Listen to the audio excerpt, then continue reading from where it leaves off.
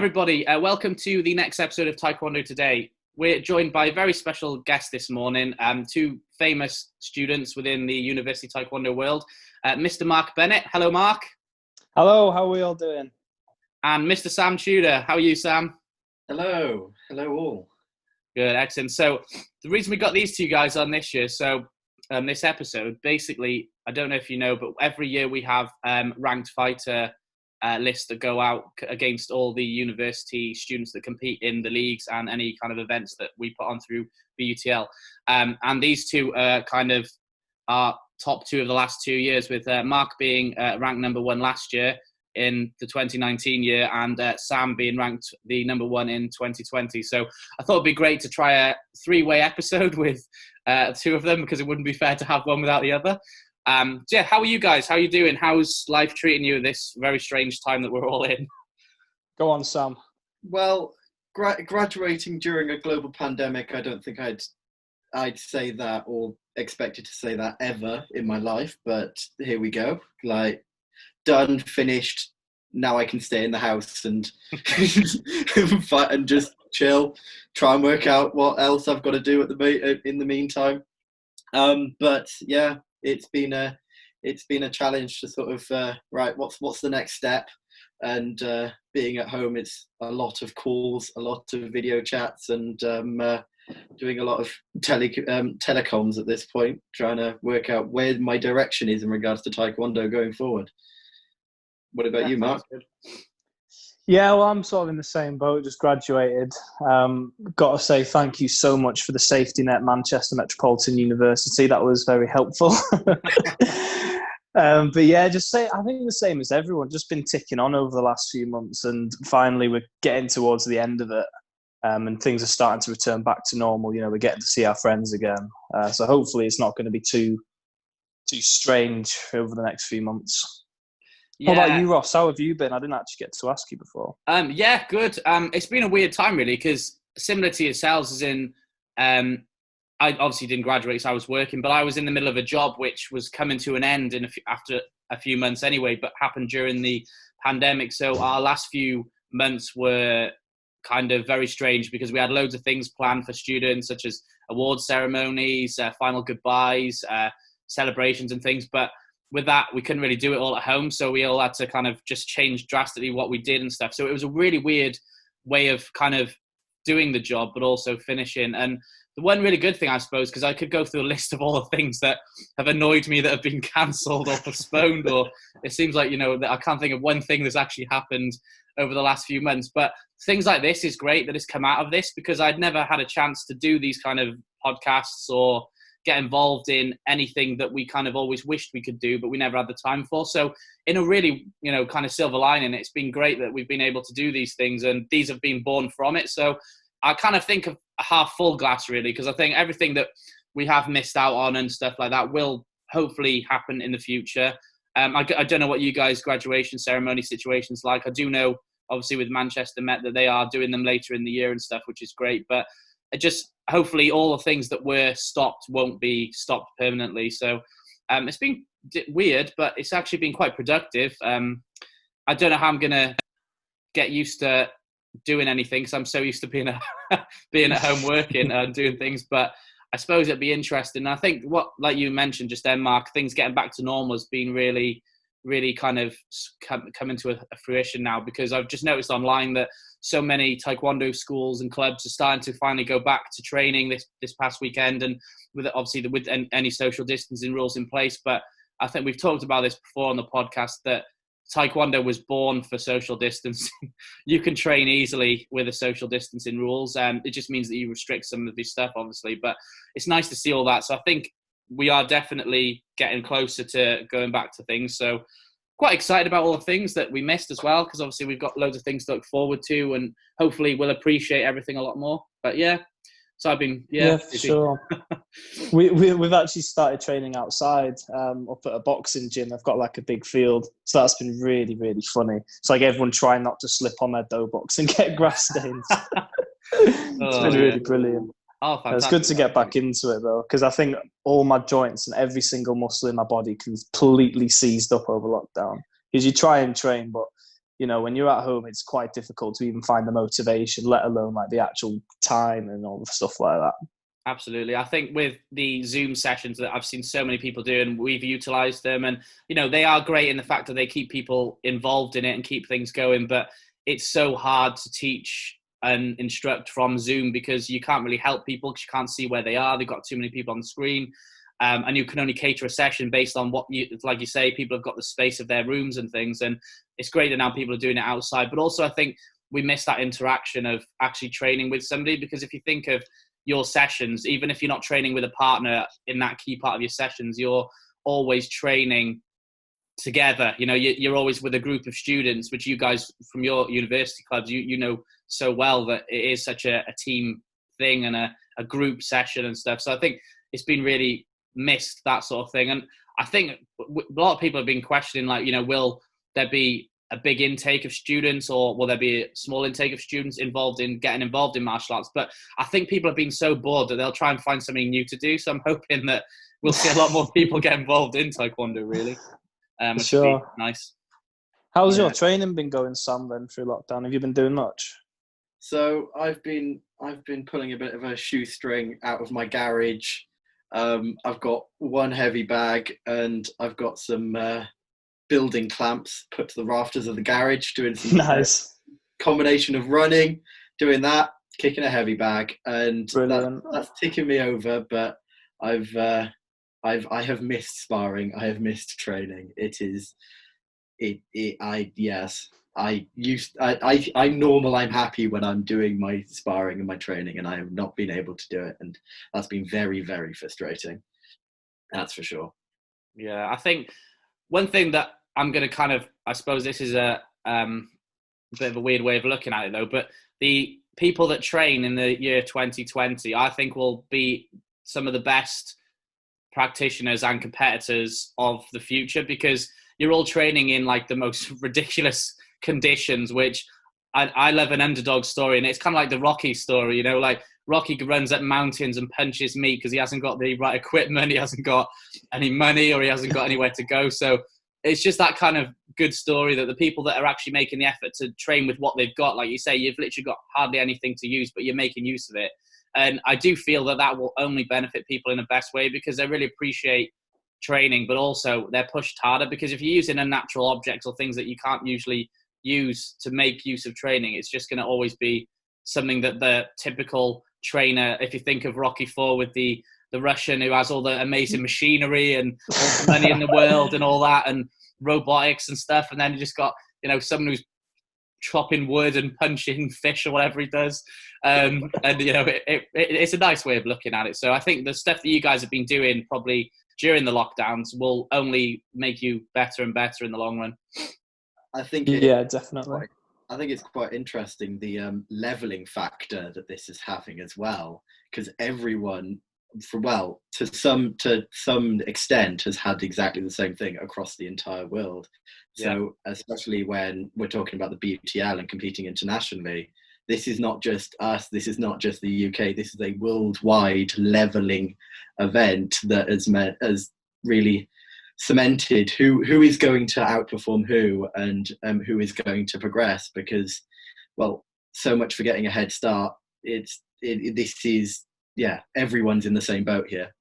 Yeah, absolutely. I think that's a really good point, and it will be really interesting, because I think so many more people will be more hungry for it because they've missed it. I mean, I don't know about you guys, but just from the stuff that the amount of competitions and championships that I've seen, you know, that would have been happening over the past 6 months that haven't, there's been nothing alternative to that. So all those people that would have been doing these things and stuff will be really, really gagging for a competition opportunity or something to do. So I think it'll put fire in people's bellies, definitely a lot more. So it will be really great, I think. Just to kind of, I think it'd be great for people at home to kind of understand what you guys' history is within Taekwondo, how you got involved. So can you tell us a bit about how you guys got involved in it, when you started, and how it all came about? Mark, you want to go ahead with that? Yeah, sure, why not? So I got into it from my parents. You know, I must have been 4 or 5, basically. As soon as I started little school, I started little Taekwondo. But, you know, when you're that age, it's not you're not kicking pads or anything. You're running around, climbing on chairs and getting told off. But yeah, so from there, I got my 4th Dan a couple of years ago. That's with Cumbria Taekwondo, who are graded through the WTA in association with British Taekwondo. So that's WT. And then my ITF journey started when I came to university and under the great Ross Sharman himself. So managed to get my green belt now, and I'm sort of, I love seeing both sides of it, the ITF side and the WT side, especially competing at quite a high level in both of them, just the different aspects of the two organizations. And so yeah, I'd say that's more or less my background. Cool. I will go talk about my background, but I just want to make a point on what Mark said, which was sort of playing around between the duality between the ITF and the WT. is very, very interesting to sort of try and comprehend and balance, because they both have their strengths and weaknesses. But I'm in a position where I've been ITF for pretty much my entire life, and I'm breaking into the WT world. And I mean, what better chance to sit and think about things than the pandemic? Because I've been sitting there going, all right, I'm not allowed to punch anymore. What do I do in regards to fighting someone who is a WT fighter? How do I combat that? How do I build those strengths and weaknesses? And it's been very, very interesting to sort of go back and watch sort of high level Worlds and Olympic on YouTube and see who's doing what, see who's doing well, see what works and what doesn't. And that it's been interesting to study as a subject, the combination of the duality between the two of them. But anyway, I'm on a tangent. Back to my history.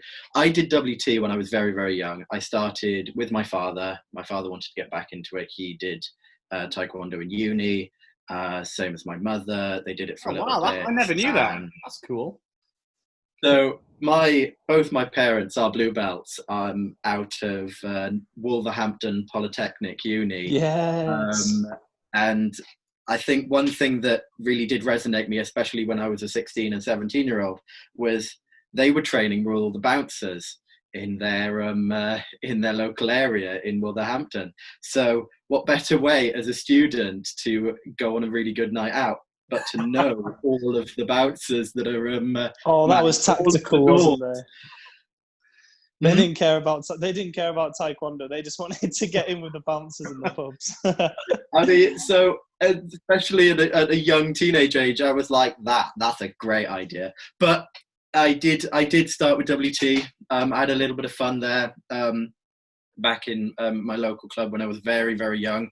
Same as Mark, running around, jumping on all the leisure centre equipment and not listening. At the best of times. But from there, I then took a little bit of a break before coming back when I was sort of young teenage, 13, 14 years old. And I trained with Lee Gillum in Cowbridge. And that was my first taster of ITF. It was a small little club with a group of sort of young adults, teenagers. And that really taught me the fundamentals of Taekwondo. I have to give all my respect to Lee Gillum, because like my foundation for whatever I've done was at that point. And he really did give me the groundwork to proceed going on from that. I trained with him for quite some time. I got to my red belt with him. And then I was hitting sort of the 16, 17 mark. And it turns out that I really like the fighting. Sparring's fun. We know that, Sam. We'll get to that in a minute. But yes, so it turned out that was a lot of fun. And I sort of talking to my parents and listening to the stories of them going on nights out and sparring with the bouncers. So I went in Bridgend to Steve Tottle, who does run a larger club in the Bridgend area. It's TAGB. They're Lee Gillum and Steve Tottle are TAGB. I've been a TAGB person all the way through.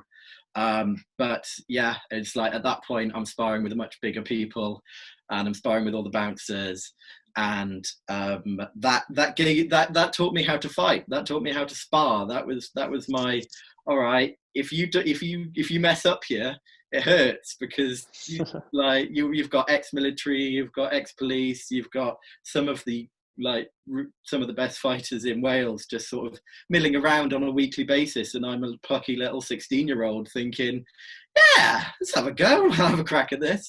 I got my black belt with Steve, and I was doing reasonably well. I was maybe getting a medal or two here and there at a few competitions. I was on the competition scene in the TAGB sort of circuit in sort of South Wales and the Midlands, and that was enjoyable. That was fun. I got my black belt, and I got slammed for a year straight. It was like, bless my dad. He took me to all of these competitions that I'd normally go to, TAGB. I got my black belt. I thought, yeah, let's go. I'm winning a few medals. Let's have a crack at the black belts. And I got slaughtered. Got beaten all the way through for an entire year. Just lost. I'm pretty sure there was 4 of them throughout the year. Like first round. Oh, hurts to remember. My pride. Exactly. I took a break there after that for a little bit, and I went to I got my A levels, went to uni. Maybe not focused on Taekwondo as much as I should have in first year. Possibly might have been doing freshers in first year quite consistently, but in second year came back to Swansea University Taekwondo Club.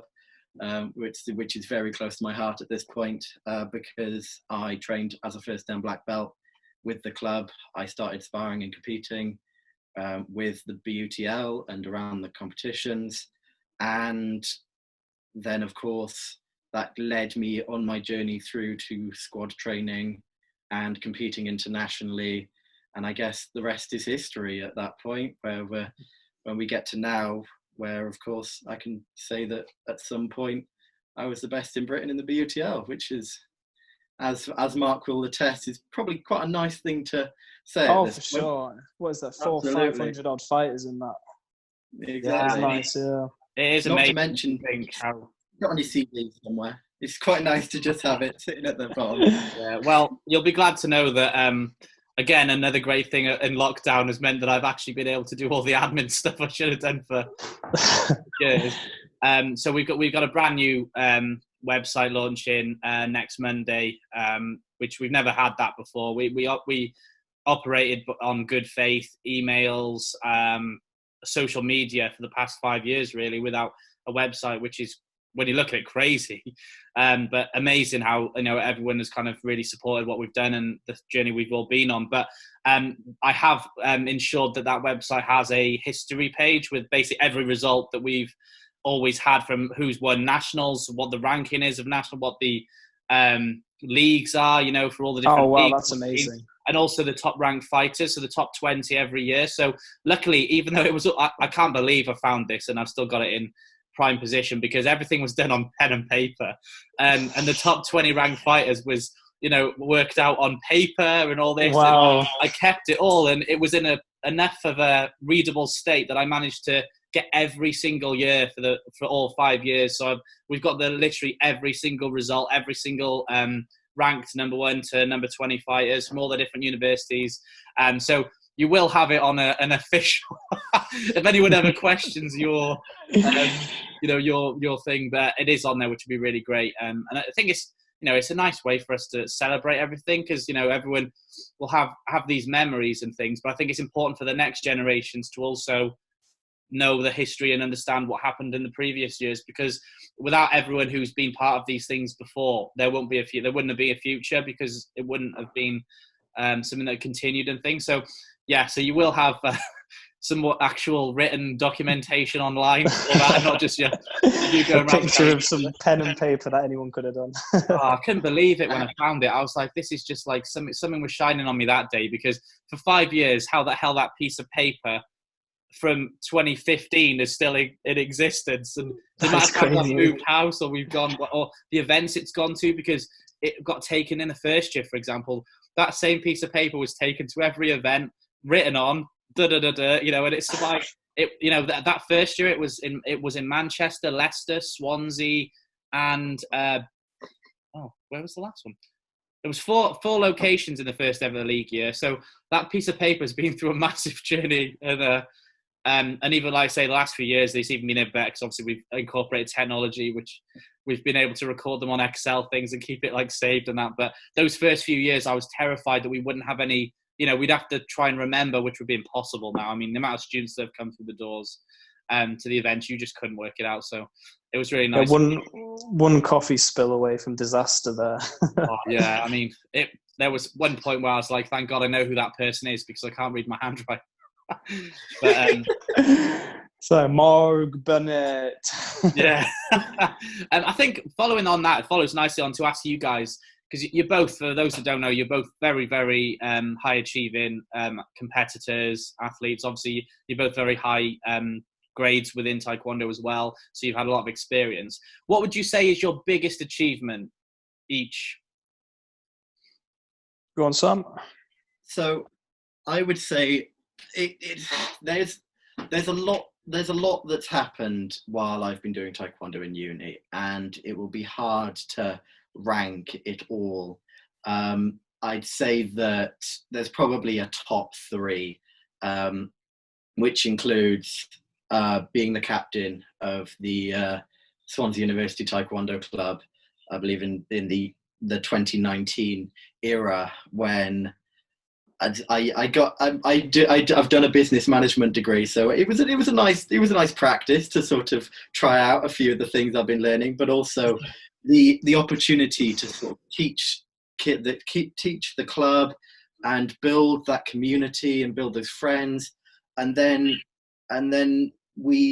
watching people from white belts sort of develop, and having people that I taught and I had some hand in helping and supporting, and watching them all develop, and they're still at this point developing today. But that all culminating in us winning the league in that 1 year will be very close to my heart for a long, long time to come. I have to say that was huge. But of course, that's compared to personally, I'd say that not only just being able to compete internationally and going to international competitions, but winning medals while I'm there has been a massive, massive achievement in my life that I'm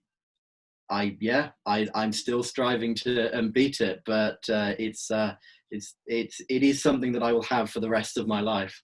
That's for sure. And of course, finally, I'm now male captain of the squad, which I never ever would have seen coming in a mile. I mean, I'm maybe I'm good at a few things, but I'm not exactly your star pupil sometimes. So that came out of the blue in my regard. But it's a massive privilege to be able to carry on doing that now that I've graduated, and carry on doing those things that I really, really enjoyed doing back at uni, but on a bigger scale, and with some more instruction from Ross, and sort of stay in the community which we've developed over these few years. Awesome. And Mark? Oh, that was lovely, Sam. All my life. Bringing a tear to my eye. Yeah. I mean, yeah, what everything Sam was saying sort of applies a bit to me as well. Like, from a completely selfish personal point of view, being able to fight in national competitions and international competitions, and going to Europe and winning medals. It's knowing you're fighting like the best of the best, and you're not getting absolutely slammed every fight, and you're putting a good show for yourself. There's nothing better than that. But I loved Sam what you were saying about the achievement of being the captain for Swansea Uni, because of course I was captain for Manchester Met this year, and again that was just like another one. You feel like you're like a father of a big family, and everyone's reliant on you to not get injured or to train, and it's just so brilliant, seeing everyone progress.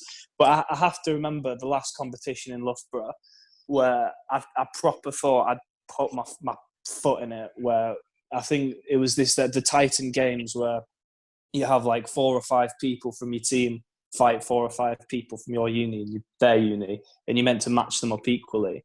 but we'd brought something like 12 white belts to the competition and only like a handful of colour belts. So not many of the white belts had actually had a chance to fight. And like all the colour belts had had 2 or 3 fights. So I was like, no, look, you know what? For these Titan games, we've won the North League. We've, runner-up in the National League after a great fight against Swansea. And so I was like, you know what? I'll let the white belts fight. So I went to the 2 team captains and I was like, I'm just going to put the white belts in. And they were like, all right, well, we'll be putting our blue belts and red belts in then. And I was just like, oh, no. And I had to leave the group, and I just gave them to Jerich, and I was like, look, Jerich, white belts versus blue belts, it'll be fine. And I was literally there sitting, what have I done? I've killed everyone. I've literally killed everyone. But then afterwards, I went over, and they'd absolutely smashed it. They'd full on like turned the blue belts over. They hadn't won the whole thing, but they'd like absolutely put a number in, put a shift in, any way you can say it. And that feeling of proudness and just that achievement of like the people in your club like just achieving so much, like that's just like such a huge achievement in itself. So I think team captain for MME, that was just just all the memories that go with it as well. Yeah, I think it's amazing that you've both experienced that, because when people go to university and whether they join a Taekwondo club or they don't, that being a member is one thing, but being a committee member or a member that has a responsibility and roles to it is an even bigger task, but also an even bigger experience. And I think nobody can turn around and say that you guys haven't lived your university experience with your Taekwondo university experience to the full. You've fully embraced everything. You've done really, really high level roles, and I think it's fantastic to hear that from 2 very different universities that are 2 different countries, but also like locally, like the distance between them, hundreds and hundreds of miles between them, that the same things are happening there, all the same experiences, the same responsibilities, the same kind of enjoyment and commitment, and the same dynamics. It's just amazing to see that that even though they're so different as in universities and so different in locations, the same thing links you all together, which is your university Taekwondo, which is a really cool thing. And I think it's very unique because a lot of things don't have that. I mean, within Taekwondo outside of university, it is obviously a lot more fractured. And I think the beautiful thing about university is no matter where you are, you're having the same experience as somebody else who's also doing that. So it's really cool to hear those things as well. And you're both really nice people in the fact that you don't just include, oh, I won this world championship, I did this. Your moment, and the fact that you really, it shows how much you care about your own clubs and the people that you've been involved with, to put them at your top of your lists of your achievements, which I think is a really great thing. And hopefully there'll be so many other people that when they listen to this, they'll go, oh, that I know somebody who was my Mark or Sam at university, or they'll go, oh, I'm a Mark and Sam. So I think it's really, really, really cool. And the thing is with universities as well, I mean, you guys, I'm sure I've known you both for many, many years, and I know you've been at university for, you've experienced it for 3 to 4 years with Taekwondo there as well. So you must have, this is where we kind of get to the funny stuff where we can learn a bit more about what really goes on in the Taekwondo community. What have you got any funny memories or any moments that you remember, whether it be at university, in Taekwondo in general, abroad, wherever? Have you got anything that you think is safe enough to tell us? I mean, we might as well start on a high note. Do we, Mark? Do we let everyone in on the rivalry that has been Swansea versus Manchester? Oh, I think we've got to at least mention, haven't we?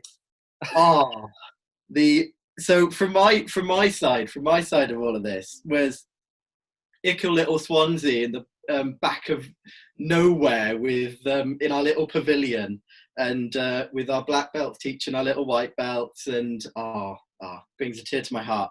But rocking up and going, you know what? Let's have a crack at this. Let's really put a number in and build, and not only having that be Swansea and allow Swansea to really put its name on the map in regards to the British University League. And then not only that, but building this rivalry with Manchester that to this day is hot and very, very, very poignant every single year heckle and shout and give each other hell, but then it all ends up on the mat, and yeah, that's you can't beat that. You just can't beat that. It is brilliant, especially when you take it across the sea to a little Spanish town called the Lloret de Mar. Unleashing a bunch of 20-year-old, 19-year-olds, whatever. Oh, that was absolutely ridiculous. I think that's sort of it's so strange having two, complete different ends of the country communities come together like that. That was really special, wasn't it? I have to say, it has been a driving force behind sort of the enthusiasm and the excitement from the club. Is we are this little community, we are this little club, but we get to rock up at these British sort of events, and to have that rivalry and have that excitement and that all that enthusiasm. It's amazing. I love it. And yeah, it also means that we go on holiday, and that is a fundamental part of the holiday, after having a few drinks and shouting at each other, and it's all in fun. For sure. I think, and to everyone at home who's sort of, thinking university taekwondo, I wonder what it's like when, we go abroad competing in like Belgium and Poland and stuff. A lot of the stories could just be boiled down to a lot of alcohol, I'm afraid. So a lot of the memories are very, very vague. Yeah, I think we do have a... Sorry, Sam, carry on. I was just going to say that we yes, like the underlying factor in all of this is a lot of fun, and maybe a little bit too much alcohol consumed as well. But it's the martial art and the tenets that sort of hold it all together, and allow us to just relax and just have fun, and with it to all be fun and games. I mean, at the end of the day, we have a fight. and then we go for a drink. There's not many sports, and there's not many places where you can knock the crap into each other and then buy each other a drink at the end of the day. That's for sure. It's so weird in training that as well, isn't it? You're like, you're all such good friends, and it's such an amazing community, but like then you're suddenly laying into each other, hurting each other, and then straight away after it's like, oh, that was all right. Yeah, well, good shot, mate. You punched me in the face really well. So where else do you get that? Oh, what was it? The finals of last year, and me and Mark in a ring together, and he just smacks me on the face, and all I did was stand there and go, yeah, all right. Nothing I could do about that. Just out loud, froze on the spot. Everyone can hear me in the room. Just, yeah, all right, congrats. Carry on. Anyway, back to the fight. Yeah, I think with that sort of thing as well, it's amazing. Like you say, you guys have fought against each other. Both your universities fought against each other. There's that really healthy rivalry, that you which drives you for your matches. And if you end up competing against each other, it's always a great spectacle because there's so much, background behind it, being such well-achieving universities. And I think the beautiful thing is there, like you say, you compete against each other, you have this rivalry with each other, you heckle each other, and then the next thing you go on holiday with each other. I think that's just a perfect way of describing what the university community is like. Especially, I mean, it'd be great to hear, hopefully in the future we'll hear more from our international universities and things, but I know in the UK it's just a great ethos that everyone trains together, socializes together, competes together within it themselves, and then when they do that on a larger scale, they exactly do that with the other universities that way as well, whether it be after competitions, after events. But then I think going on holiday together as well is just a beautiful story that both your universities have, which is a really nice thing. And I think it's, for me, because obviously I've been to many international countries with the squad with you guys, and I don't always drink as much as you, so I have the memories. I remember what goes on. I remember what people get up to, which is fun as well. Yeah. It is always a great experience, the fact that, you're with other countries as well. You're having that experience where you're getting to know them, you're socialising with them, you're drinking with them. I mean, both you guys were in Poland, and like the amount of people that, there was that one bar, literally one bar in the whole of the place that we could possibly go to, and the other competitors, other people from different countries were all staying in the same kind of area. And in fact, you all had that fun and relationship after the competitions. I mean, I don't know if you two remember, you probably don't because you're probably in a more crazy state than I was, but it was my birthday actually. Do you remember the day of the black belt competition was probably the most stressful competitions we've ever had, with various things that were going on and things like that. But I remember everybody after that, and everybody had competed at a very high level. And do you remember when we'd literally finished that day, everybody was just so worn out and stuff, and we just drank ridiculous amounts of vodka and things from the bar. And we had I remember, you guys remember the great Mr. Matharu was with us helping us coach, and he was a fantastic person to have a drink with. And we all just kind of, I think, let our hair down massively because we were like, today was stressful, we're done now, it's colour belts tomorrow, so all the black belts can kind of relax. And we just had a great time. And the same when we went to Belgium. I mean, once your day is done, you can kind of relax and enjoy it, and then you can really kind of bond with everyone else who's there, and also get to know the team, because I suppose with people from so many different universities and different styles, backgrounds, nationalities, all in the student national squad that you guys are in.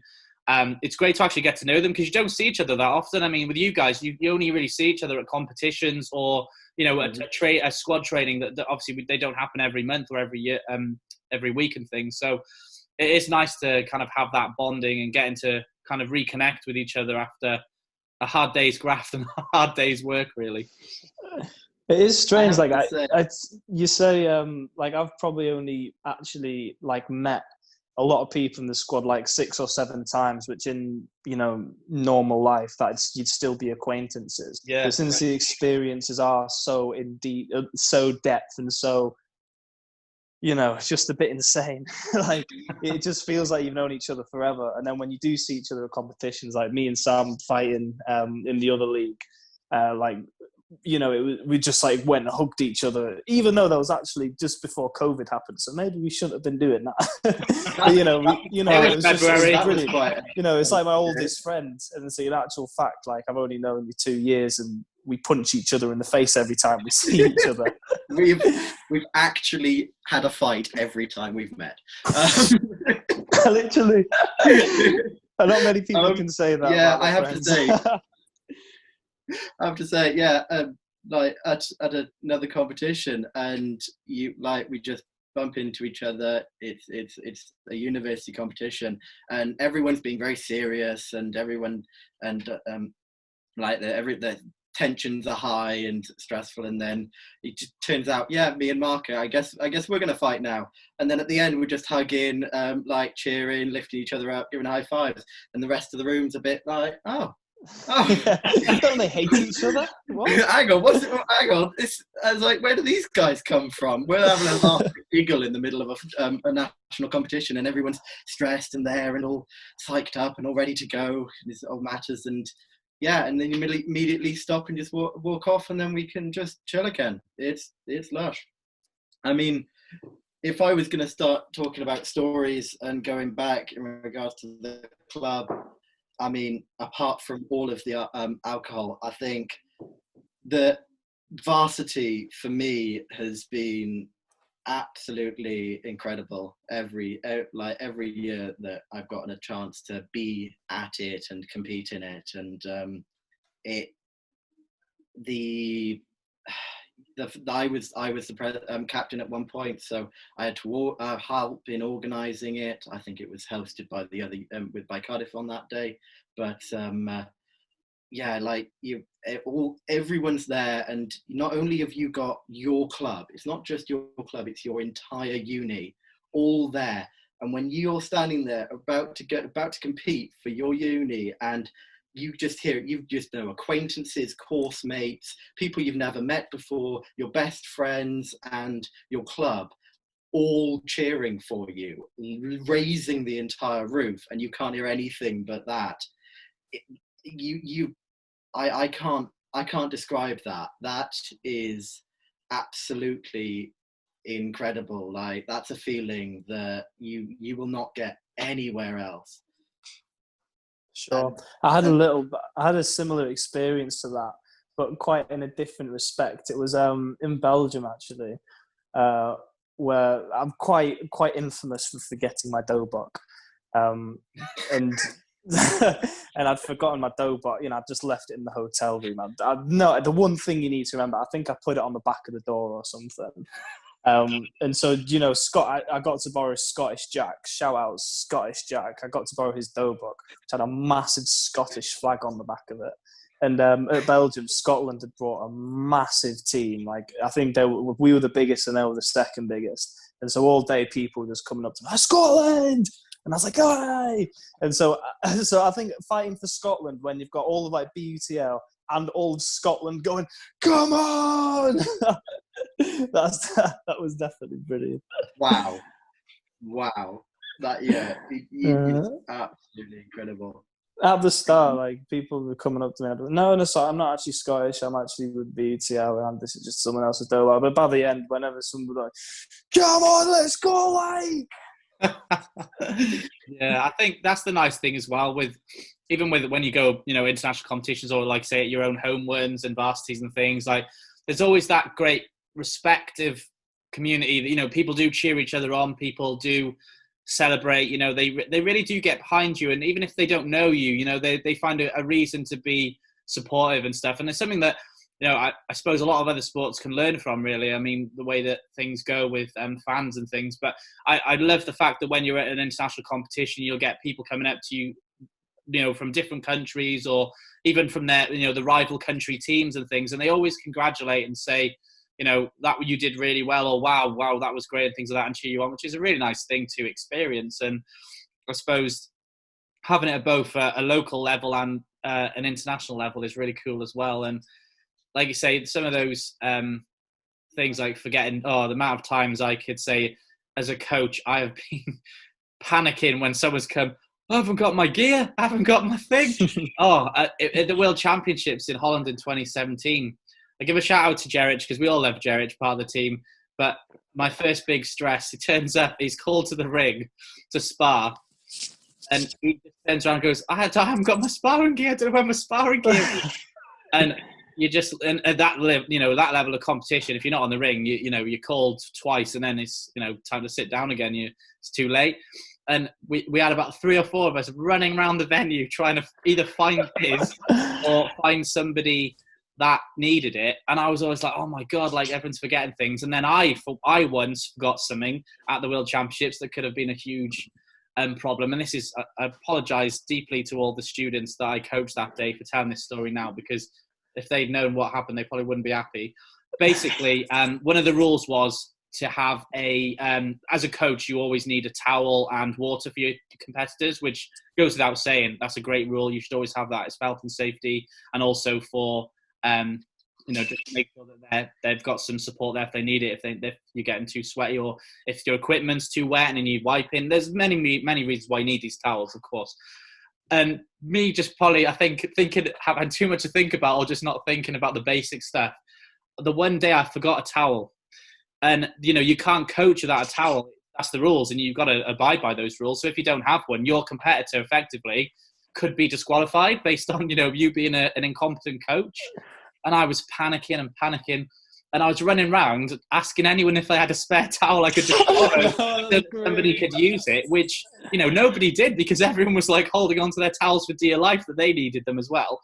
And I remember I panicked. So this place where the World Championship was a fantastic venue, and it had a bar inside the venue where after the, you competed, everyone was going in, all the international students were, competitors went in and coaches. It was fantastic. We had some great memories in there.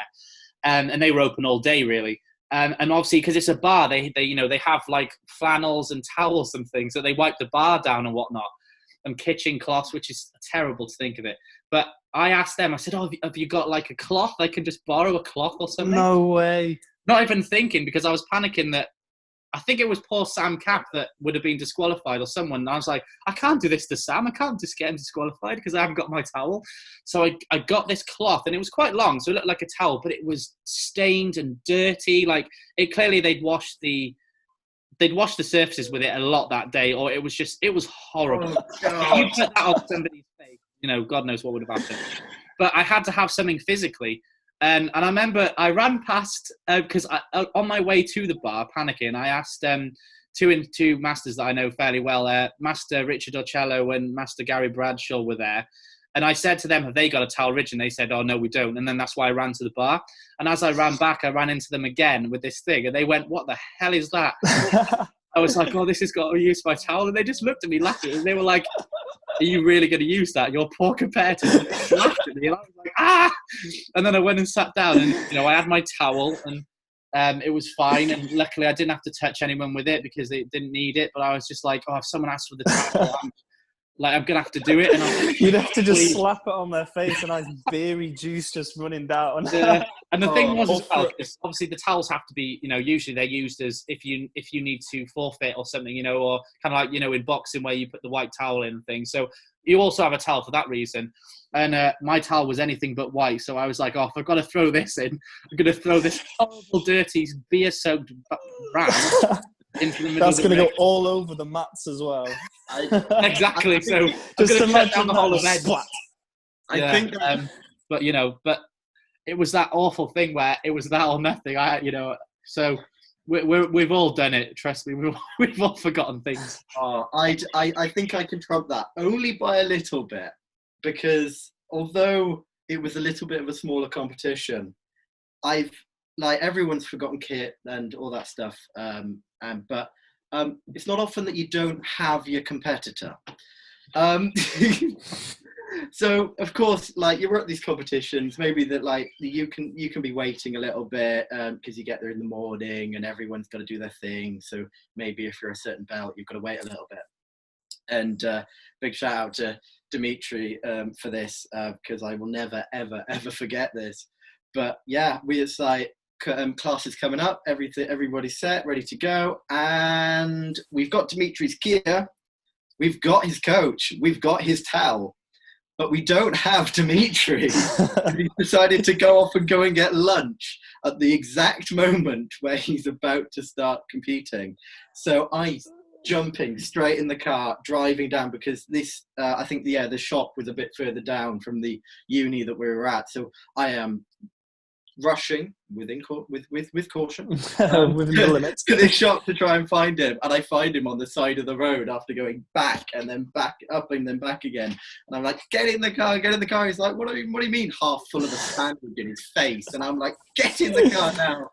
Driving, just getting up to the event, it's like, right, you're competing, we've got the rest of the club trying to hold off, trying to he's on his way, he's in the toilet, he's in the toilet. So he's like, right, get all the gear on. So four people are putting headgear and gloves on him, and he's just standing there a bit dumbstruck because he's no idea what's going on for it until now. It's like, yep, you're going to fight, off you go. Jumps in. I have to give him credit for that. I've never seen him fight like that ever before. He was a man. A man who'd just been interrupted his lunch. His lunch. Yeah, bless him. He won the fight. He did well, and I've never seen him fight like that before. Because wow, God damn it, that was a whole new thing. But yeah, that was one of the most stressful times of my entire life. I'm just glad you didn't find him beer soaked somewhere like Ross found his towel. Just in a pub or something. I'm yet to do that, and as a captain, I never want to. Big shout out to the squad. I will find you, and I'm not asking that. Well, everyone has their own white towels for any future events. I mean, just nick them from a hotel or something. Well, yeah, I left the hotel, so I could have just been, I didn't think. The next day, I had the cleanest, nicest bath towel. Well, at first, I thought you were going to say that you'd nicked your shower towel from the room or something and had to take it. And some people were rubbing their sweat off their faces with your arsehole. No, I don't know what would have been worse. But yeah, it's what one of the things I have got. So we did ask some of the students if they had any questions that they wanted to ask you guys. So I've just got a few questions here. I've got a question, first of all, from a student from Worcester University, Brian Williams, who wanted to know if there was anything that initially ever inspired you to take up Taekwondo. I know you guys have talked about your history and things, but was there anything that kind of you saw and you thought, wow, that's cool? Or was it literally just a a random kind of thing of following in people's footsteps? Should I take this first one, Sam? Go on for it. Go for it. Well, so yes, I mean, obviously at the age of 4, you don't have much say in it, but what I can say is what's kept me going, which I think is a lot more important than what got me started, which I think applies to what got me started.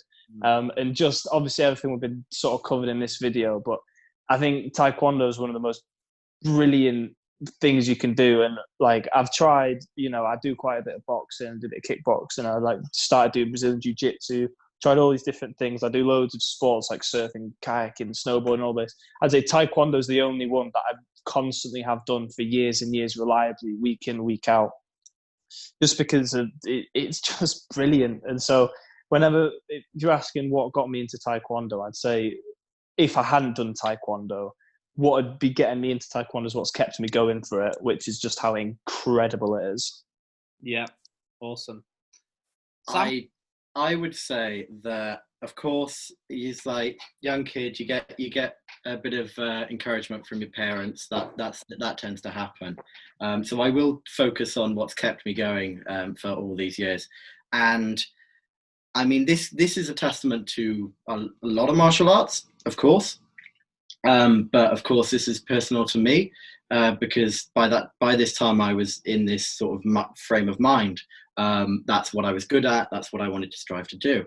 But you, in a modern day in your life, you don't normally get put in the situation where you feel that excitement, that euphoria, that sort of the stress around being in a fight. And Taekwondo is a fantastic way of being able to do that. And it's addictive, that sensation, that feeling of you can't think about your bills, you can't think about coursework, you can't think about anything else because you're in front of someone and they're trying to hit you. They're not trying to hurt you, but they're trying to hit you. And you don't want to be hit. You don't get a chance to think about anything else. Anything on your mind is completely gone. You are in that moment.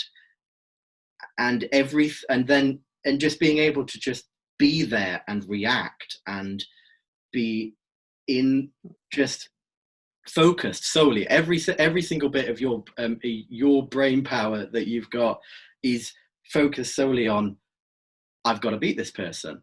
And it's addictive. It's a great feeling. It does that sort. It's almost like a meditation, isn't it? And it applies to all the basics and the forms, pumsies, or patterns, however you want to say. And for example, doing a form, it is a meditation. You can't think about anything else when you're doing, whether it's Tibet and WT or like Chonji and ITF. It's like you're thinking about the pattern. You are meditating. You can't think about anything else. And that sense of calmness once you've finished is beautiful. There's so many things. I could probably talk all day about the wonders of Taekwondo because it's the people as well. Taekwondo, no one ever forgets it. That's for sure. Like the people in Taekwondo are the most interesting people you'll ever meet in your life. I think Taekwondo just naturally draws, colourful people who have, great characters. I mean, one effect of just being in school and being in society is that and I think this is testament to me. This is not everyone, but personally, this is my sort of feeling. And I think that's what I find there's loads of great characters in Taekwondo. And I think there's a commonality, but this is entirely my opinion, is that, I mean, I was bullied I was the little kid, I was the scrawny kid, and I was picked on and I was bullied during school. And I'd go to Taekwondo and I built some confidence in myself. And that's how I dealt with it. That was a coping mechanism. I built some confidence in myself because I was good at something and I could enjoy it. And there's no judgment there. There's no space where there's nobody's judging. Absolutely. It's all open and that's nice. And then I think that does attract quite a few people because you find people that would normally shut away some of these. That's really interesting, yeah. With some of these more personal, personality traits or these attributes that you find in people in Taekwondo, you see them because they're comfortable and they're confident, because Taekwondo has given them that confidence, and they know the people around them are in a lot of respects in the same situation. There's no judgment there. So you actually truly see people for who they are as people, because like in normal society, you'd be judged for that, and that's not the case here. And I think that's what's given me a lot of confidence, and to do a lot of the things I've wanted to do and strived to do, like teaching and doing my management degree and managing people, and it's all sort of comes from that Taekwondo perspective. That's an incredible point of view, Sam. I love that. That's really cool. Yeah, I think what you both touched on there is the perfect analogy for it. And I think lots of people that get involved have very similar stories. I was similar to Sam. The reason my mum took me at 9 years of age when I didn't want to go was because I was being bullied, and it was a confidence thing. I was a really nervous little kid, and so she thought it'd be really great for me. And I cried all the way there. I didn't want to go. It was taking away my Easter holiday.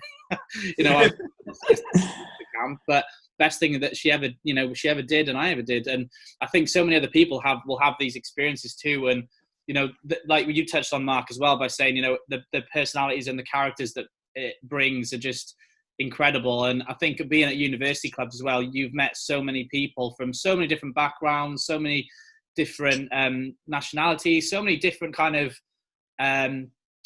things that they're interested in. But the common interest that they all have is Taekwondo. And I used to love it when we used to be our university. I don't know whether they made it. They used it as a derogatory word or a positive word, but I thought it was a great way of describing it as a bit of a motley crew. A crew that you wouldn't think fit together or should be together, but it works perfectly and it's great. And that's the only thing that brings them together, really. And I think it's really cool that it does that. So it's really cool that you guys have experienced very similar things as well from two different points and two different ways. And I think there's probably most people will have at least one of those things in common with why they or what it's got from them or what they've got from it and things, which is great. And we've got a second question here. This one, I think this one is obviously a bit more aimed at Sam, because I think they know him quite well. So here we go. I was worried about this, but here we go. I have no idea what it is, but there we go. It's from Holly Davies from Swansea University, so a fellow member of you. Big shout out to Holly. He asks, what inspires Sam Tudor's random words of encouragement when watching fights, such as the terms loosey-goosey? Well, big shout out to Holly, because she is one of the best fighters and one of the best people in the Taekwondo community in Swansea, in Wales, and this shows because she also competes on this international level, and she is a winner through and through.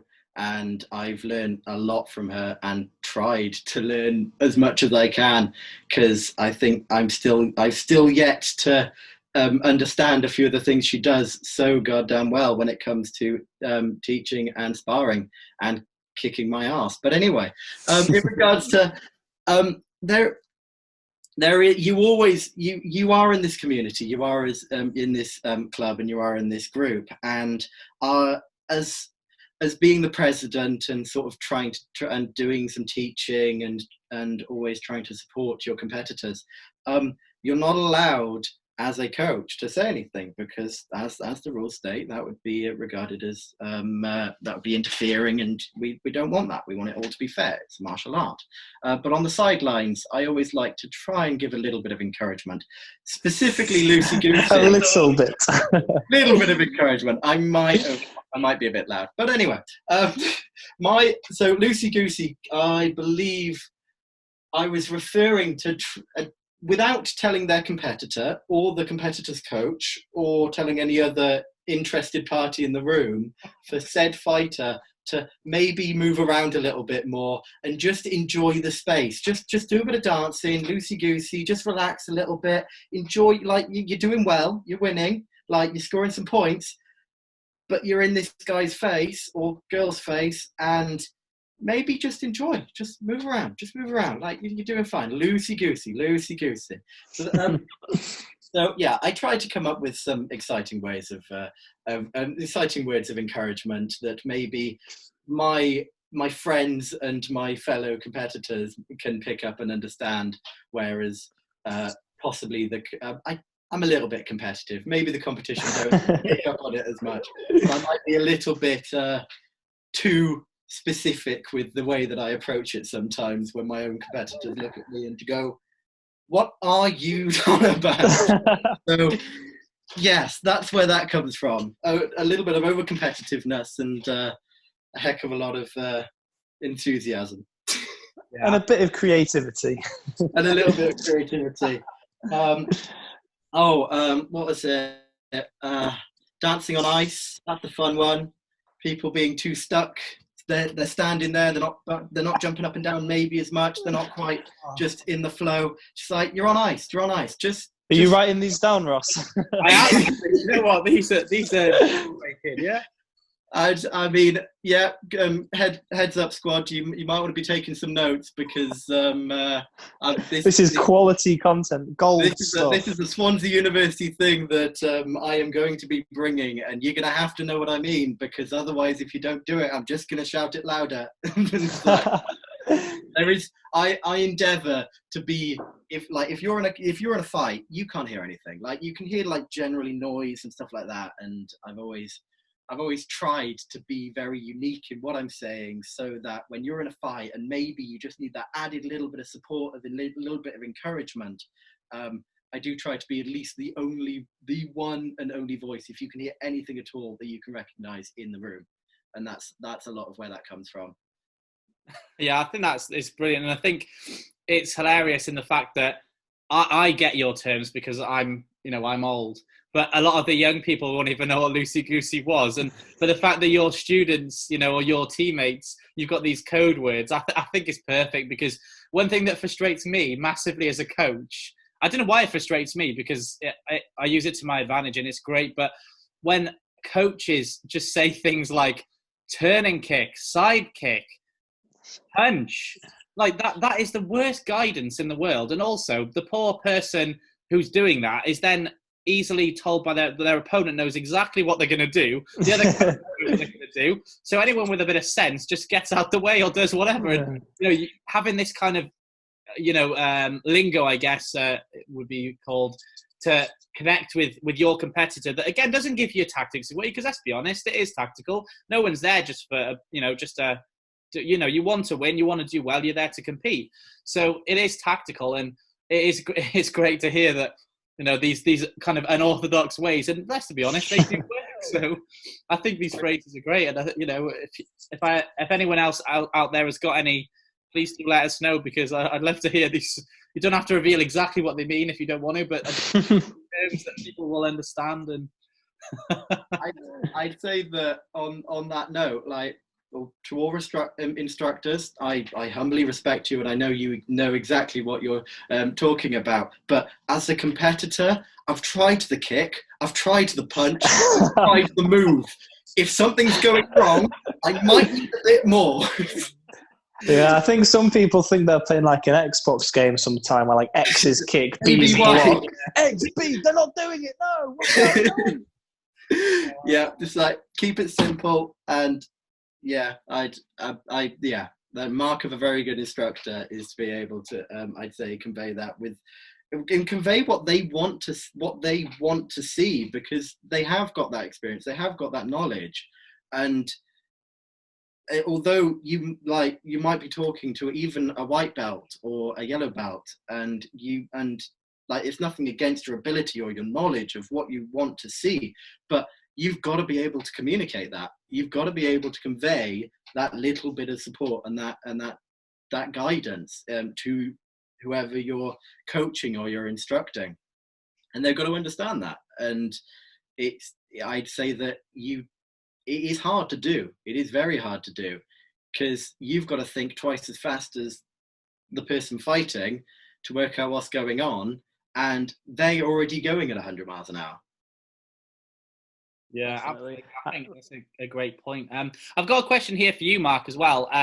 So this asks, as a club captain who taught multiple squad training sessions for our club here at university, what advice would you give anyone else in the role who would be looking to do that sort of thing as well? How did you find coming up with lessons? Did you find it difficult? Did you have kind of ideas already, or how did you basically go about it? So I think that's what they're trying to say. Yeah, well, I think with any instructor or captain or coach, I think there's two different approaches. I know my dad takes the one approach I don't, which is, never doesn't plan your lesson, just sort of see how it goes. And, just whatever comes to your head, right, we'll do that. But I can't do that. I have to know every single minute of each training session and what's going on, just because otherwise I think I get a bit lost, and it's a bit like, you freeze. You're like, oh, what should we do now? What should we do now? And having a nice plan, it means you can adapt it. So if something might not be going great, or it's not working, or you feel you can advance something, you can switch it up a bit. So I'd say the important thing is plan your lessons.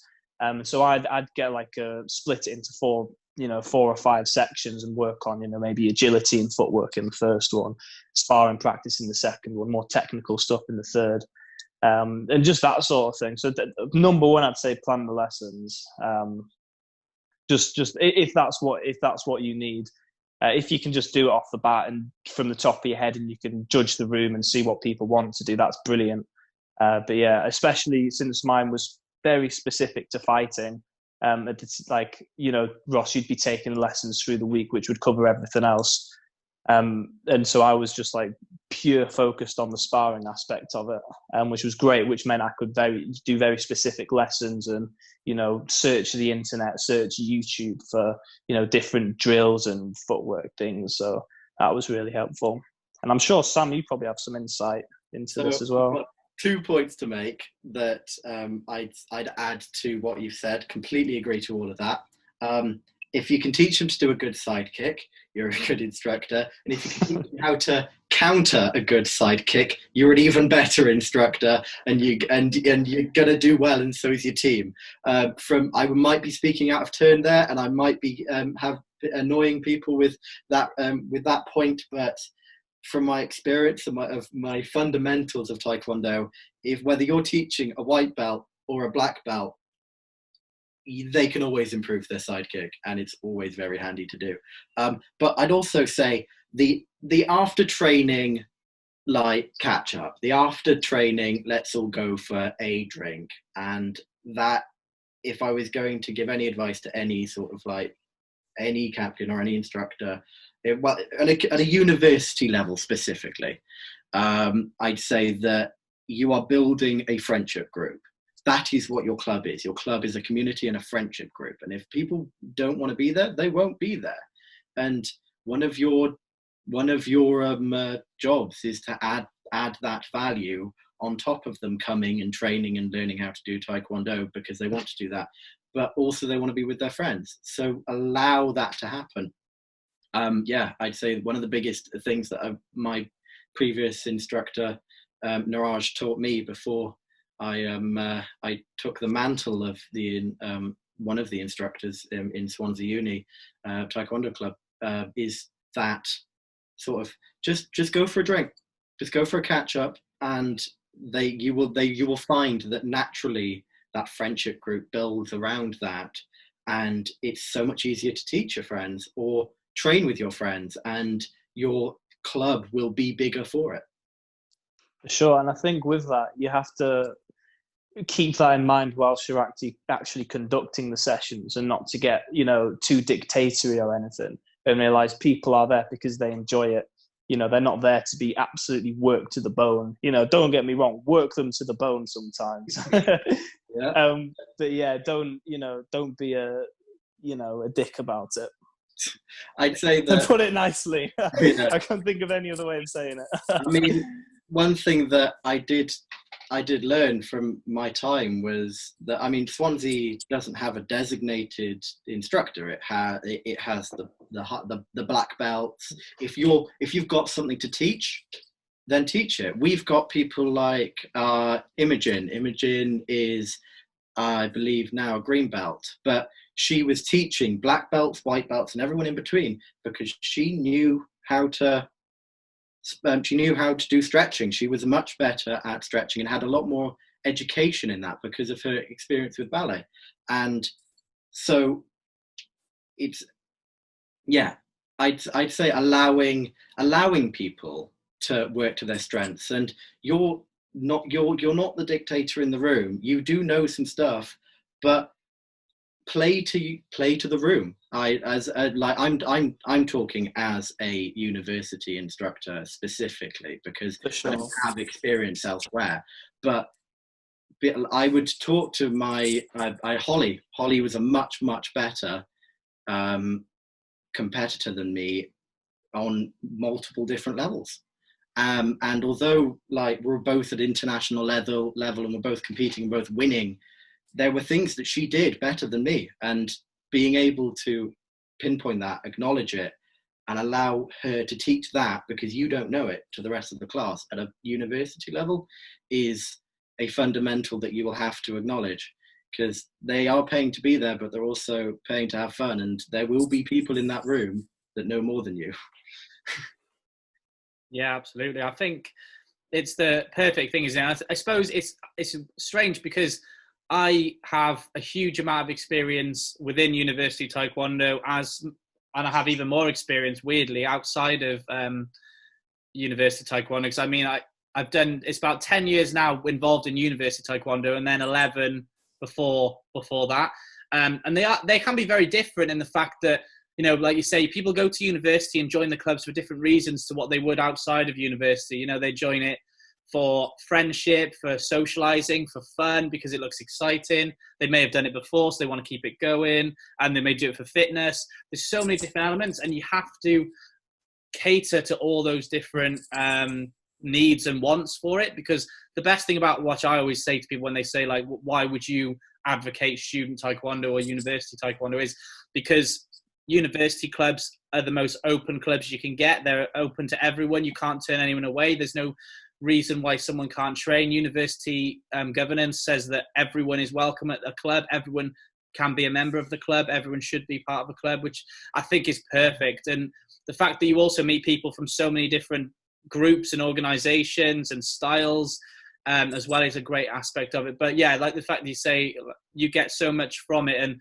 you have to be able to, like you said, cater to the room. And I think that's the best way, because we can all learn from each other. Like, you know, I'm a 4th degree black belt. I've done it for 21 years, but somebody who, you know, might be a color belt from the WT organizations or the TAGB or any of the different ones that are different to me in the ITF would be someone I've learned something from, or gone, oh, absolutely, that makes total sense, or that's great, or wow, I never thought of it that way. And I love that idea of, you know, we, regardless of what grades we are or how experienced we are, we've all got something we can give, but we've all, most importantly, got something we can also learn from, which is really cool. I've got one final question regarding both of you. This is from Ellie Hawkins from Manchester Met University. So I'm not sure if anyone out there knows about this, but the Manchester Club often puts on fight night events every year. So like a charity fight night event, a bit of theatrics, massive boxing ring that people compete in taekwondo matches. They have entrances. I know Mark's done those a few times. If you imagine putting, I'd say, the WWE or WWF wrestling with taekwondo together is what you get, and what fight night you put. You know, it's theatrical, but also a great way of showing what taekwondo is. And, you know, you see your traditional taekwondo demonstrations, but also you have your kind of sparring matches with a little bit more freedom to work inside a boxing ring. And Ellie asks that if they ever were to do a future fight night in the future, wherever that may be, would you both consider ever competing against each other in a fight night match? Wow. We were meant to this year, weren't we, Sam? But I think someone might have bottled it. Oh. I'm joking. I think we can safely say that me and Mark, where every time we meet, we will end up hitting each other, drinking with each other, and then having a hug and carrying on our lives. And we will repeatedly do that for a long time to come. So absolutely. I have no doubt that will happen. If I could fight one person in the world, I think most people would go to their most sworn enemy. I'd go straight to you, Sam. I'd be like, let's get in this ring and have a good old scrap. I mean, fighting in another fight night, I think it'd be brilliant. I think I wouldn't want to take anything away from the students that are already there. So doing an opening fight or something, I think would be incredible. Yeah. I would love it. Right now, I'm in. Done. 100%. Cool. Well, hopefully we'll get to fight in Holland and at the Worlds next year. Yeah, I think, which I'm hoping for. I'm sure. I think with everything going on, whether a fight night or something will happen this side of Christmas, it's hard to tell, really, isn't it? But I think 2021, everything hopefully will be business as usual. So I'm sure they'll keep you guys in updated on if they are going to do one now that they might have a confirmed opening exhibition. But just to finish today, I wanted to ask you guys, because obviously you've been involved in student taekwondo for so long, you've experienced probably the full experience you possibly could, and you've still got so much more left in your taekwondo journeys as well. What advice would you give anybody that is either someone who's starting taekwondo at university or someone who hasn't started it, and you would give to them as a reason why they maybe should get involved? Why would they get involved in student taekwondo, or why should they join maybe a taekwondo club instead of not joining anything or joining something else? Go on, Mark. So I'd say the most important thing is don't ever do anything you're not comfortable with. But thankfully, because of the nature of taekwondo and the nature of people in taekwondo, you'd be very, very hard to find a situation you'd be uncomfortable in, because from my experience and from everyone I know in the taekwondo community, it's very welcoming, especially at university. Everyone's, especially university, where you don't have to do, taekwondo. You could go and do a million other things, but taekwondo is what bringing people together. And yeah, I'd say just go for it, and you'll meet some amazing people and you won't regret it. I mean, I know so many people that don't do the training and just come for drinks afterwards, because it's like that. It's that sort of, environment where everyone's just friendly and supportive. I'd add to that by just saying, well, like, there's a few things we've covered today that are a testament to doing taekwondo in uni. There's no doubt about that. And so, yeah, the people that you will meet will be different people that you will ever meet for the rest of your life in and around your community and uni and your job, because it builds a very special sort of environment where people are allowed to be themselves.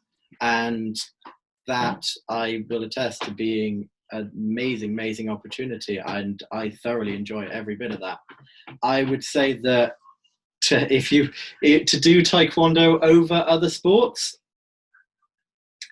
I would say that as well as the flexibility and the fitness and the self-defense that a lot of people will turn around and attest to, I would hold to the fact that my best experience about competing in being in uni in a university club is the competition, is the fact that as a club, compared to all of the other sports, the development, the sports development, and the structure in which I was allowed to compete, and I was allowed to compete even all the way up to an international level. And some of my white belts not my white belts, they are their own white belts, and I train them, but I've got to let it go at some point. Papa Sam. But I have to say, some of the people that I've taught and some of the people that they came into the club when I was doing some teaching are at this level as well. That is the biggest thing about that I love about taekwondo and doing it in uni, is we could talk about countless other sports, but the actual development is, and it's on a whole nother level, and for sure, partly attested to BUTL. That is attested to that, because you don't get that in other sports in a lot of different ways. Like I know only few people off my like 2 or 3 people that compete national, international level in other sports. But partly this is because of Taekwondo. But I mean, I was a captain of the club. I do know what the other clubs are doing, but I can think of 8 people that have competed internationally for Taekwondo in my uni alone, and that's far and beyond a lot of the other sports. Sure, and I think what's great about university taekwondo and taekwondo in general is just the variety of things you can do. Because I think a lot of people might be put off by the physical contact side, but there's a whole different side, which is the traditional, basic forms, basic techniques, which is incredible in itself. And going through the grading system, there's nothing better than getting your next belt, especially starting from fresh. For sure. I think I've got to give it to the sort of the Gracie, one of the Gracies who said this, but think about the portion of the world that's never done any martial art. Now think about the portion of the world that's only been to one lesson and decided to quit. And then compared to all of that, you've got how many people who have started a martial art and have done a martial art and are doing it and are actually grading. When it shows a level of dedication, and that so many people have never ever sort of stuck to. And I mean, I'm looking for jobs, I'm doing this, I'm doing that, and I can stick on my CV that I'm a black belt in Taekwondo. I've done Taekwondo for this long, and whether you're white belt, yellow belt, green belt, blue belt, black, red belt, stick it on your CV, because it shows your dedication. It shows that you stick to what you want to do, and that is something that, well, everyone is looking for if they're in just on an employment. Like, we're all students here. Well, a lot of us are students here, and we're in an environment where we've got to have every single little edge that we can in. Yeah, it's big and scary out there, and you get your degree and you've got to show that you're not just someone with a degree, and Taekwondo is that. Yeah. Sure. Have you got any comments on that, Ross? On university Taekwondo? I think you guys have summed it up really well. I think you've covered everything that I would always I would always utilize and say as well.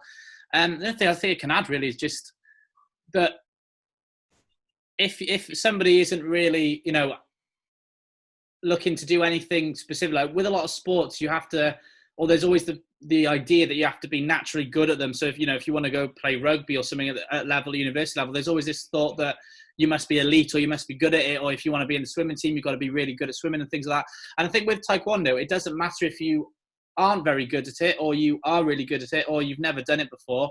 There's something you can get from it, whether it just be a way you can just join friends and stuff, or the most important thing is just for confidence and self-defense, like you mentioned. And I think that there's always this assumption that, oh gosh, I can't join it because I'm not a black belt or I've never done it before. And I think it's always important that we always try and let people know that it doesn't matter what grade you are, or whether you've never done it before, because even those people that have done it before, they were you once.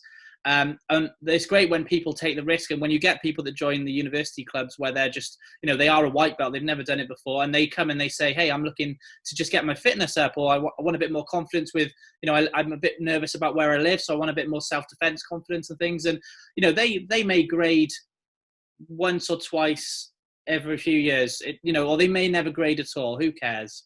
It really doesn't matter. And I think it's really important that people know that they can't, they don't have to miss out on it because they're no previous experience or whatever. There's something for everyone, which I do think, I know we're all biased because we all do it, but there is something for everyone. It doesn't matter. And it proves when you're in a lesson and you see people from, even all different sizes, whether it be, weight or height or any variable, why, people might be different from one another, and they're all still able to achieve at their own standard. And a lot of people don't realize, but there's not actually a standard as such of any belt, because anyone can achieve the white belt, the black belt, the fourth dan by, you know, their own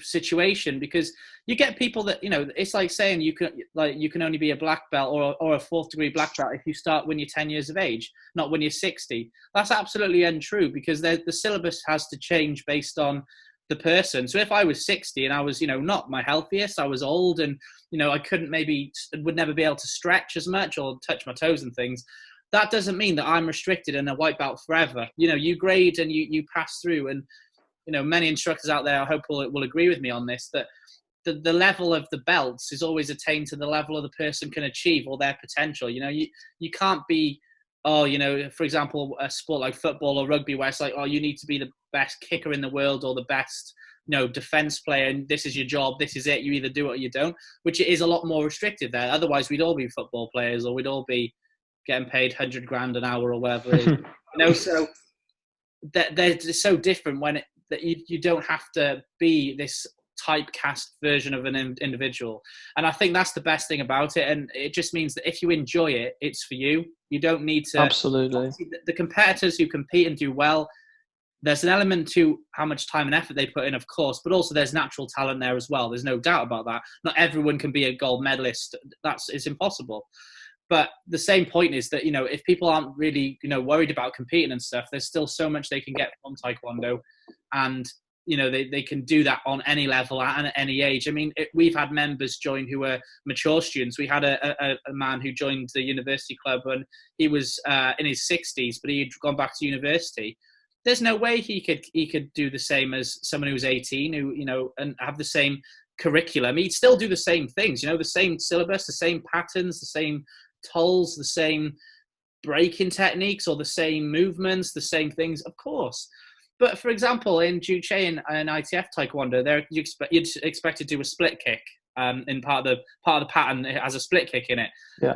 In fairness, it's hard at the best of times, regardless of how good or fit. But, you know, there's not being unfair to anyone, but someone might have had a really bad hip injury or a really bad leg injury or something down the line, and at any age, which restricts their ability to perform it the same as a completely fresh 18-year-old or completely fresh 25 to 30-year-old who can do it, can train up to the standard that we'd all wish we could, or, you know, which is how they envision it. So I think, you know, it's great to see that those people are still joining it. And there's, you know, in America, there's always things that get shared on social media of, you know, really elderly people and young people in the training class together, and they're all the same grades. But there is a difference in standard. There has to be. But not one of them has been restricted from achieving and continuing the journey. You know, they both have the same chances to progress if they choose to do that, but also if they, you know, embrace their training and they get to the standard that they're required for their own ability. So I think that's the only thing I can add, really, because you guys summed it up perfectly, and all the benefits and all the gains you get from it, which I can't agree with enough. And I do feel the only thing that people do miss out on is the fact that, you know, people always say, oh, I wish I joined that now. And then they say, why didn't you join? Or why didn't you try? And then they go, oh, well, I thought I needed to be really good at this, or I'm not very good at stretching. And it's so upsetting to hear, because you're just like, oh, I wish I could have talked to you 3 years ago, because well, neither did I. When I was 9 years old, I couldn't touch my toes or do a split kick or even knew what Juche was. Do you know what I mean? Like, who does? Yeah. And people like, I mean, there's people that you'll know from your university clubs. They joined at the age of 18 to 20 or whatever as a white belt. So they didn't know any of it either. So it's just, I think it's important that message is always out there. And I'm guessing that's something that goes across the world, really, with everyone, especially university clubs, because you always have a good chance of getting new people, because people join university, they join things. But it's just a shame when people are kind of, I suppose, miss out on it because of a preconception of what they might think it is, or what they think the expectations are. So yeah, I think that's it, really. Yeah, really well put. Yeah, it's been absolutely amazing chatting to you guys. I've really enjoyed it, and hopefully all our listeners will get a good bumper episode. I think this one's our longest episode yet, which is brilliant. I knew having you two in the room, it wouldn't end. Wouldn't be quick. Yeah, no, I just want to thank you both for being on and being guests of this episode of Taekwondo Today. And I look forward to seeing you again in person sometime, hopefully in the near future. You know, the great thing is, no matter where you are, which countries you're in, you're always part of the family, and you're always part of the, you know, the organizations and the clubs and the memories and stuff. So it'd be great. We'll get to catch up sometime soon. And I wish you all the best for the next few months. And yeah, anything you guys want to add before we say all good? No, just thank you very much, Ross, for having us on. It was really great speaking to you and Sam, getting to catch up. And yeah, I can't wait till we're in a pub with a pint in our hands. Thank you very much, gentlemen. I do appreciate it. I guess if there's one thing I've got to say, it's thank you to Swansea University Taekwondo Club, and farewell and bleed green. All I have to say is Swansea. Oh, that's not gonna ever get bored of that. That's a story for another day, I think, isn't it? Especially some of the lyrics in there. I was like, could I bring it up? No, absolutely not. Yeah, absolutely. Awesome. Cheers, guys. All the best. I will see you very soon. Thank you very much. No worries. Bye-bye. Pleasure. See ya.